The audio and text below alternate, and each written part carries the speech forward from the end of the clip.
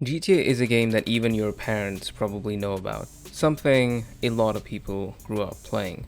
And now GTA 6 is going to come out soon. Oh. Well, since we have to wait a year anyway, let's go back in time and take a look at the story of GTA. The story begins in 1997 with the release of Grand Theft Auto made by DMA Design, a gaming studio founded by David Jones and a group of friends from the Kingsway Amateur Computer Club in Dundee, Scotland. They released a lot of games before GTA, with Lemmings being their most successful game, selling 15 to 20 million copies across 21 platforms, one of the most ported games in history. And it also established the studio as a major developer. Grand Theft Auto is a top-down isometric open-world game with 6 levels split across 3 cities: Liberty City, San Andreas, and Vice City, based on New York, San Francisco, and Miami, respectively. Players choose from 8 characters and do crime missions to earn money and progress through the criminal underworld. There's also a wanted system that escalates the more crimes you commit, facing simple arrests from police to being chased by tanks. Combat is with fists and a variety of weapons like pistols, machine guns, and rocket launchers, to name a few. Players can steal and drive 50 plus vehicles, and the game had working radio stations featuring different music. The game was published by BMG Interactive, and development is estimated at a few $1,000,000, though we don't have exact figures, so this is speculation. The development began in 1995 with a planned 18-month cycle that extended to 30 months. The dev team consisted of mostly recent graduates with little development experience. It was led by Dave Jones at DMA Design. Mike Daly created the game engine. Gary Pan joined as creative director and producer, and Sam Hauser from BMG Interactive oversaw production. The game was originally titled Race and Chase, with players controlling police officers pursuing criminals. The game's signature wanted level system actually emerged from a bug that caused police AI to relentlessly pursue the player rather than just pulling them over. The game had a lot of problems though. The engine was very unstable and had insurmountable bugs and frequent crashes. Cities had to be hand-drawn on massive graph paper before being transferred to the engine. The game wasn't fun to play for months during development until the police chase bug became a feature. There were multiple attempts by publishers to halt development due to missed milestones. DMA Design also struggled financially, with Jones agreeing to game projects solely for the sign-on bonuses. When the game finally came out, it had mixed reviews. Graphics and controls were criticized, but entertainment value, sound design, and gameplay freedom were praised. Fun fact, publicist Max Clifford orchestrated a controversial marketing campaign that prompted UK politicians to criticize the game in the House of Lords before release, generating massive free publicity. The game sold around 1 million copies by November 1998 and reached 6 million by 2001. For context, this year saw the release of Final Fantasy VII, Mario Kart 64, and Gran Turismo. Moving on to 1999, the release of GTA London 1969 was set in, you guessed it, 1960s London, with 30 new vehicles and 32 new missions. It remained faithful to the top-down formula and had a lot of cultural references.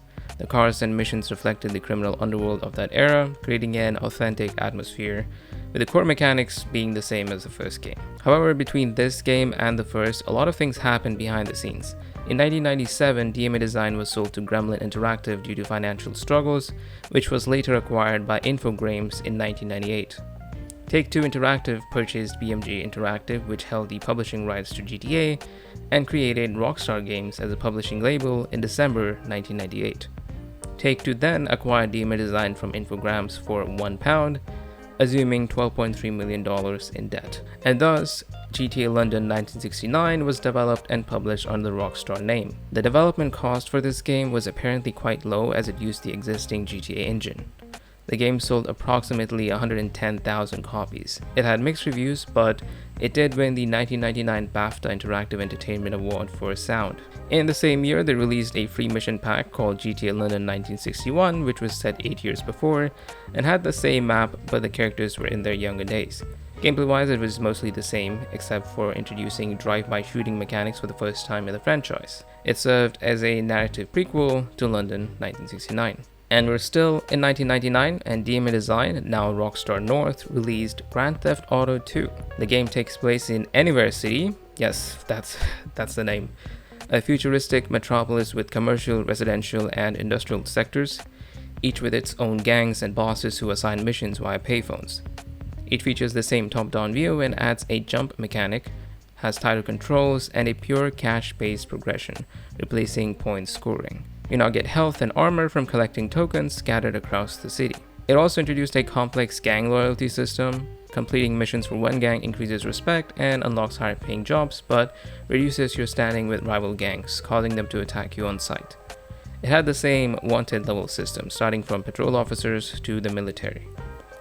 Vehicle modifications let you mount machine guns, and the NPCs were more dynamic, attacking both the player and pedestrians, making the world feel more alive. The graphics were improved from GTA 1, but were criticized for not innovating enough. The game got mixed reviews, but was also praised for the soundtrack and gang system, and sold for 1.5 to 2 million copies. The year is now 2001 with the release of Grand Theft Auto 3, now a full 3D third-person open-world game set in Liberty City, which in turn is based on New York City. Featuring the protagonist Claude, who is framed and imprisoned but escapes during a cartel ambush, setting him on a path of revenge. It is a seamless open world filled with traffic and pedestrians controlled by dynamic AI reacting to the player. The core gameplay is mission-based progression with a cinematic story featuring thousands of lines of recorded dialogue. Combat is significantly improved with the third-person view, and the wanted system is expanded further with higher stars featuring SWAT teams, roadblocks, the FBI, and the military with tanks and helicopters. The vehicle variety is expanded, featuring numerous cars, motorcycles, trucks, helicopters, and boats. Radio stations return with full songs and DJ commentary.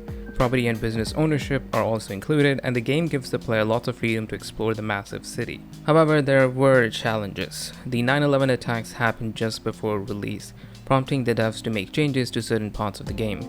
An early E3 showcase in 2001 garnered little interest, making them feel as if people had forgotten about GTA. But the game did extremely well. It was critically acclaimed for basically everything, and while it did generate some controversy because of the violent and sexual content, it did nothing to stop the game from popping off. It sold 14.5 million copies, becoming the best-selling game of 2001 in the US, along with winning multiple awards and accolades. For context, this was the same year that saw the release of Final Fantasy X, Gran Turismo 3, and Halo Combat Evolved. Grand Theft Auto Vice City released in 2002, set in Vice City in 1986, which was based on Miami. Introducing the first named protagonist with full voice acting, Tommy Vercetti. The game begins with Tommy's release from prison after a 15-year sentence for murder. He's sent to Vice City to establish drug operations, but the deal is ambushed by unknown assailants, leaving Tommy to make up for his mistake, starting from the bottom to controlling Vice City. You have missions from various crime bosses, establish businesses, and build a gang. It's a 3D third-person game similar to GTA 3 but expanded further, letting players purchase clubs, film studios, and taxi companies, generating ongoing income and unlocking additional missions. It has the same wanted level system and more refined combat and vehicle controls. It features a 1980s themed soundtrack with licensed music from the era and period-appropriate radio stations. The open world mimics 1980s Miami aesthetics, creating an immersive atmosphere. The game took 18 months to develop and was heavily influenced by Scarface and Miami Vice.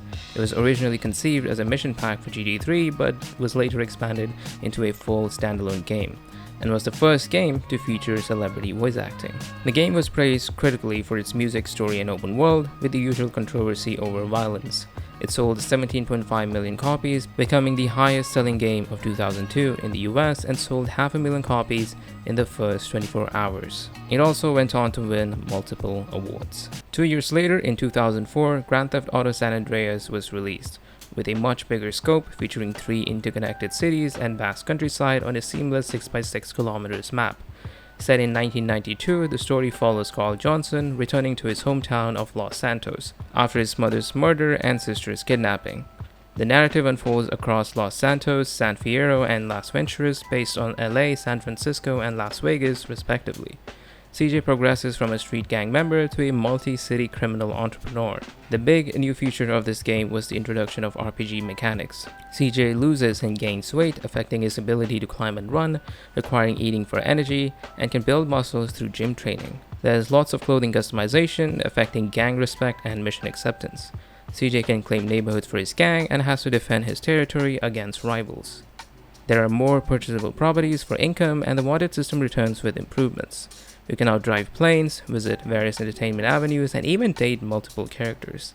The soundtrack features an unprecedented 147 licensed songs across multiple radio stations featuring tracks from that era. One controversial thing about this game you might have heard of is hot coffee, which was hidden sexual content discovered by modders, leading to the game rating being changed from mature to adults only, banned in Australia, receiving an FTC warning, a class action lawsuit, and the ESRB changing their policy so they can now fine $1 million if this happens again. Fun stuff. Despite this, the game was universally critically acclaimed and even to this day remains one of the best GTA games, if not the best one, for many people. It has sold around 20 to 27 million copies, the sources on this vary, so take it with a grain of salt, but it did sell 5.1 million copies in the first month alone in the US, becoming the best-selling game of 2004. For context, Halo 2 also released this year and was the second best-selling game. In the same year, there was a release of a handheld GTA game, GTA Advance, for the Game Boy, which had a top-down view similar to the older GTA games and served as a prequel to GTA 3, set in 2000. Obviously, it had a lot of features scaled down or removed because of the limitations of the handheld console and didn't sell too well, with some sources claiming 240,000 copies sold. Grand Theft Auto Liberty City Stories released in 2005 for the PSP and later ported to PS2, serving as a prequel to GTA 3 set in 1998 Liberty City, telling the story of Tony Cipriani's rise through the ranks of the Leone crime family. It had a third-person view like GTA 3 with similar mechanics and shows Tony's transformation from a street thug to a high-ranking mob lieutenant. Apart from that, there's not much innovation here and it is very similar to GTA 3. It sold around 14 million copies, becoming the best-selling game on PSP. GTA Vice City Stories released in 2006 on PSP and later on PS2, a prequel to Vice City set in 1984, following Victor Vance's journey from dishonorably discharged soldier to rising criminal force in Vice City. It builds on the Liberty City Stories template, setting the landscape before Tommy Vercetti's arrival in Vice City. In 2008, Grand Theft Auto 4 was launched for the PS3 and Xbox 360, and later on Windows. GTA 4 returns to Liberty City after GTA 3 in post-2001 America with a more grounded and realistic tone. The game follows Niko Bellic, an Eastern European immigrant who arrives to chase the American dream after witnessing war crimes in his homeland. The narrative is a lot more serious and character-driven. The open world features 5 boroughs similar to GTA 3's structure with more detail, verticality, and interactive elements. Building interiors can be explored and many businesses become accessible. It introduces relationship mechanics with various NPCs, which Niko needs to maintain via hanging out with them and doing activities. The game also features 2 endings depending on player choice. It also had multiplayer with co-op and PvP modes. Combat is more refined with improved cover mechanics and third-person aiming. The vehicle physics, which is a very polarizing topic for this game even to this day, is very different and more realistic. At least that's what people say. The game has the usual radio stations with licensed songs from various genres and lots of dark humor about American society. The main story is much longer with more voice dialogue than previous games. This game used their new Rockstar Advanced Game Engine or RAGE and the Euphoria animation system. The dev team captured and used 100,000 photographs and several hours of video during their New York City field research for added detail. It was made by a core team of 220 at Rockstar North and over 1,000 people across multiple studios, with some key members working 12-hour days, often without holidays. The game used motion capture that required up to 8 actors to perform simultaneously for some scenes, and the game engine wasn't fully finalized until late in development. The game was critically acclaimed and praised for its realism and story, but a lot of people didn't like it because it felt very different from the previous GTA games in a lot of ways. It sold over 25 million copies by 2013 and made $210 million on launch day, selling 6 million copies in its first week. For context, Call of Duty World at War sold 15 million copies and Gears of War 2 sold 2.3 million in the same year. 2009 saw the release of the first DLC expansion for GTA 4 called The Lost and Damned, telling the story of Johnny Klebitz, vice president of the Lost MC Motorcycle Club. The story runs concurrently with GTA 4's events, showing how Johnny navigates gang warfare, while Niko Bellic causes chaos elsewhere in the city. It adds club management elements, gang recruitment, managing relationships, and handling territory disputes. This expansion sold around 3 million copies. In the same year, Grand Theft Auto Chinatown Wars was released for the DS and PSP in 2009, and iOS in 2010. developed by Rockstar Leeds.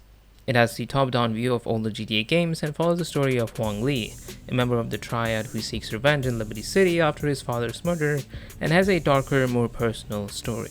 The game has a lot of minigames using the DS touchscreen, but apart from that, it's quite similar to the earlier top-down GTA games. The second expansion to GTA 4 released in 2009, called the Ballad of Gay Tony, following Luis Lopez, a Dominican bodyguard working for nightclub owner Gay Tony. The story runs parallel to GTA 4, but with a more vibrant, stylized, and less serious tone than GTA 4 and The Lost and Damned. It features nightclub management, VIP protection, and nightlife industry politics, with more action-oriented missions, over-the-top scenes, and wackier gameplay compared to the more grounded base game. The story concludes the trilogy of interconnected stories in GTA 4, tying the narratives of the three protagonists together.